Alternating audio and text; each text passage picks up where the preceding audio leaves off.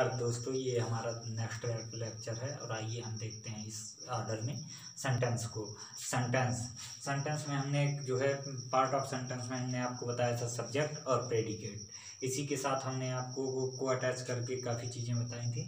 अब हम चलते हैं काइंड्स ऑफ सेंटेंस में। तो सेंटेंस हम देखेंगे 5 प्रकार के होते हैं। पहला सेंटेंस असर्टिव और दूसरा इम्परेटिव, फिर ऑप्टेटिव, इसी सीरीज में एक्सक्लेमेटिव और कौन सा, और एक जो है हम देखेंगे इंट्रोगेटिव। ठीक, तो जैसे हम असर्टिव सेंटेंस के बारे में आपको बता रहे हैं, तो assertive sentence is a normal sentence. इस सेंटेंस में हम बहुत ही नॉर्मल वाक्यों का प्रयोग करते हैं और सहजता के साथ बोलते हैं। इसमें कोई भी उच्च भाव नहीं होता, ना कि नकारात्मक भाव होता है। इसे जो है सहजता के साथ नरम वाक्य भी बोलते हैं। और जैसे कि हम साधारण वाक्यों में प्रयोग करते हैं छोटे छोटे वाक्य, कि वो खाना खा रही है, वो जा रही है, ये नाचती है, राधा मोहन से प्यार करती है। तो ये सब क्या है, साधारण सेंटेंस है। अब देखिए, राधा नाच रही है, तो ये बहुत छोटा सा सेंटेंस है, लेकिन जो है साधारण है। साधारण वाक्यों को हमको पहचानना है। तो राधा नाच रही है, तो Radha is dancing, Radha is dancing. ठीक, इसी का दूसरा उदाहरण ले लीजिए, तो वे सब खेल रहे हैं, तो ये क्या हुआ, साधारण वाक्य हुआ। देखिए, वे सब खेल रहे हैं,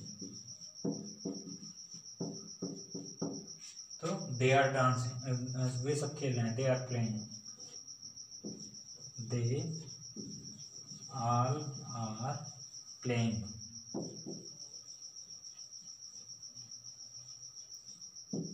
ठीक, कितना क्लियर हुआ आप लोगों को, कैप्चर कर सकते हैं। चलिए आगे बढ़ते हुए हम चलते हैं दूसरे सेंटेंस में।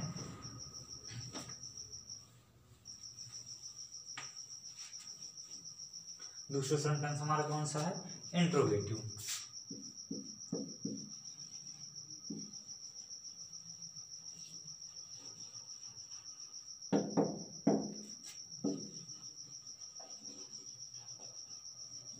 इंट्रोगेटिव सेंटेंस, देखिए इंट्रोगेटिव सेंटेंस हमारे जिन वाक्यों में प्रश्नवाचकता का भाव हो, यानी प्रश्न पूछने का भाव हो, वहां पे क्या होता है, इंट्रोगेटिव होता है। इंट्रोगेटिव सेंटेंस होता है, या कह सकते हैं इंट्रोगेटिव के साथ जो है क्वेश्चन मार्क लगा हो।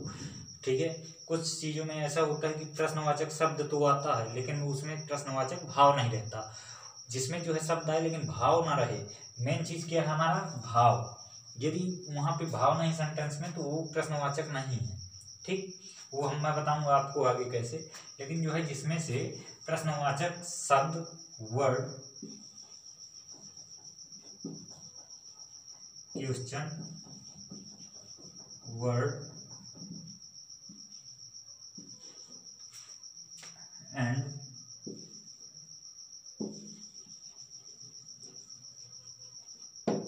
Question mark at last in sentence. ठीक, तो क्या होना चाहिए, क्वेश्चन वर्ड होना चाहिए, क्वेश्चन प्रश्नवाचक शब्द का भाव भी आना चाहिए, और साथ में क्या होना चाहिए, सेंटेंस के अंत में क्वेश्चन मार्क होना चाहिए। क्वेश्चन मार्क आपका पंक्चुएशन में हम पढ़ाएंगे, ये होता है हाशिए का मार्क। तो ये जो है क्वेश्चन मार्क भी आना चाहिए।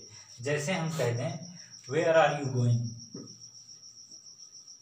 Where are you going. ठीक है, इसके आगे ये लग जाएगा, तो ये क्या हुआ, ये क्वेश्चन वर्ड हुआ हमारा। ठीक, इसके बाद क्वेश्चन वर्ड के, तो कहाँ जा रहे हैं आप, ये जो है आपका देखिए क्वेश्चन वर्ड के साथ हमारा भाव भी आ रहा है कि क्वेश्चन पूछने का, कि आप कहाँ जा रहे हैं।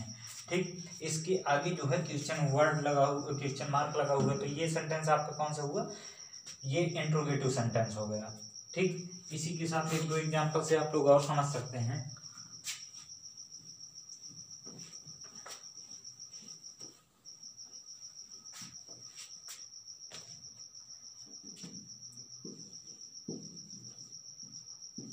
Radha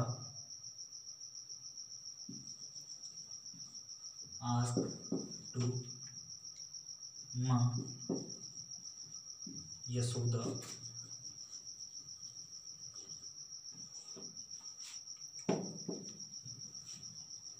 where did Mohan go.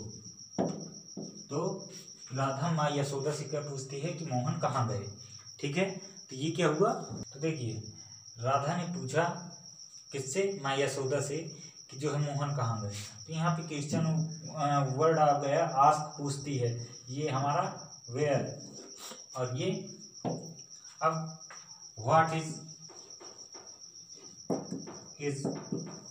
Your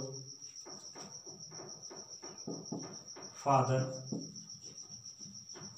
occupation, तुम्हारे पिता का व्यवसाय क्या है। ठीक है, तो तुम्हारे पिता का व्यवसाय क्या है, तो वहां पे क्या हुआ, क्वेश्चन मार्क लगा है ये। तो ये सब क्या हो गए, ये सब हो गए क्वेश्चन इंट्रोगेटिव। और भी हो सकते हैं, जैसे हम पूछते हैं क्या तुमने खाना खाया, ठीक है, क्या वे आए। तो इस तरह के वाक्यों में क्या होगा, हमारा जो है हेल्पिंग वर्ब से उठेगी, और हेल्पिंग वर्ब जो है हमारा वाक्य के प्रारंभ में आएगा। और इन वाक्यों में क्वेश्चन वर्ड जो आए ये आवश्यक नहीं है। तो देखिए जैसे आर यू कमिंग स्टडी,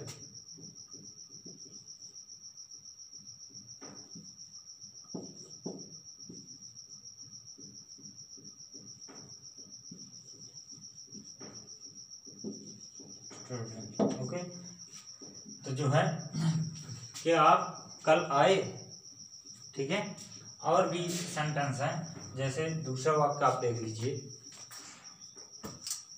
दूसरा, now first sentence is finish.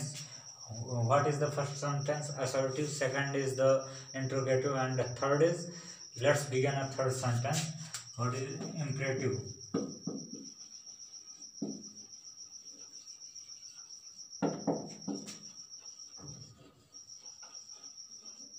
imperative sentence, okay।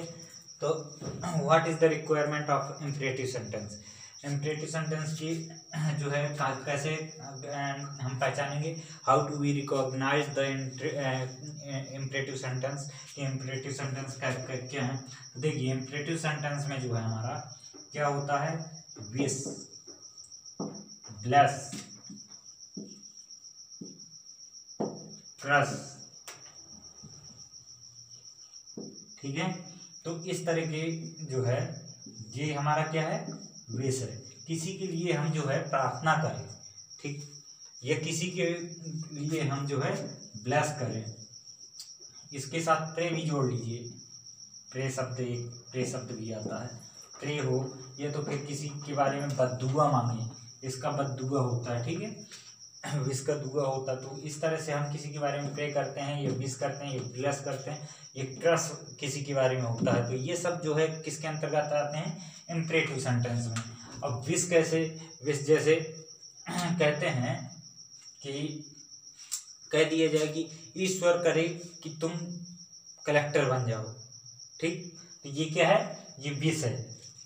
या तो फिर विश हम अपने बारे में मांगते हैं, या तो फिर जहाँ भी इच्छा जाहिर करते हैं, या तो फिर सामने वाले के लिए। ठीक, जैसे विश हम करते हैं, I wish you will happy, I wish you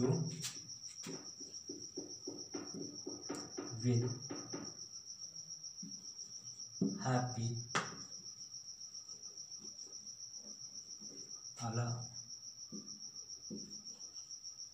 alone. ठीक है, ये तो फिर हम ब्लेस करें, ब्लेस क्या है हमारा, तो सॉरी ब्लेस, यस ब्लेस, तो ब्लेस करें किसी के बारे में जो है क्या मांगे, ब्लेस मांगे। तो देखिए ये तो फिर क्रस मांगे, बद्दुआ मांगे, तो ब्लेस गॉड में ब्लेस यू कह देते हैं, गॉड में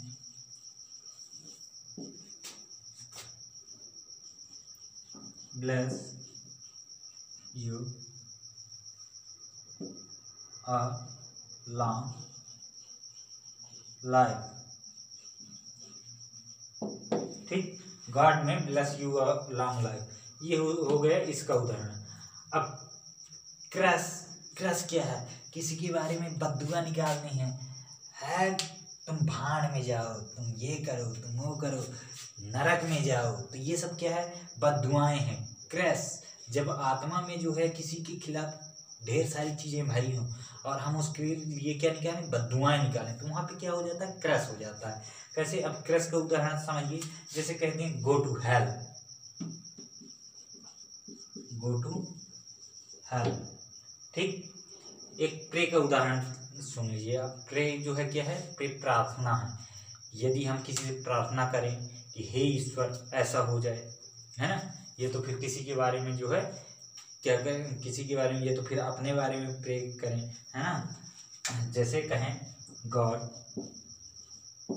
में हेल्प मी, हे ईश्वर मेरी क्या करिए? सहायता कीजिए। तो ये क्या हो गया? ये प्रे का उदाहरण हो गया। ठीक, तो देखिए ये चार वाक्य, चारों से पहला विश से संबंधित है, दूसरा ब्लेस से, third is related on curse and fourth is pray. ठीक, तो चलिए इसी के साथ जो है हम इस सेंटेंस से बढ़ते हुए अगले सेंटेंस की ओर चलते हैं। अगला क्या हमारा सेंटेंस है? अगला है हमारा सेंटेंस ऑप्टेटिव। ठीक, देखिए देखिए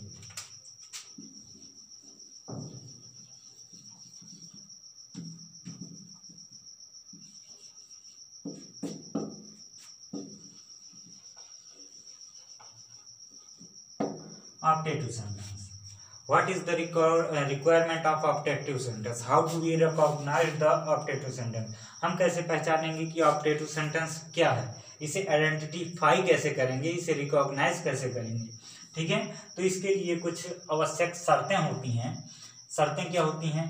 ये देखिए, यदि हिंदी में कहें तो ये आदेश सूचक होता है। क्या होता है?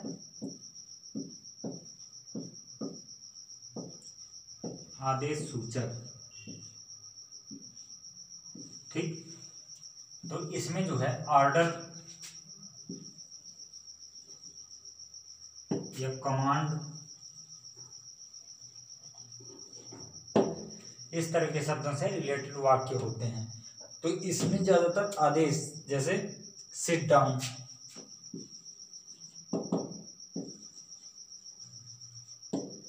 Stand up,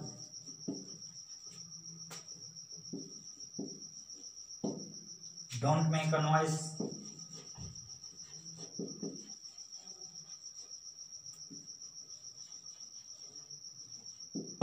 noise। ठीक, इस तरह के वाक्य कमांड, कमांड इसी तरह से लिया जाता है जैसे कोई आदेश देना है। ठीक, गो है, गो देयर एंड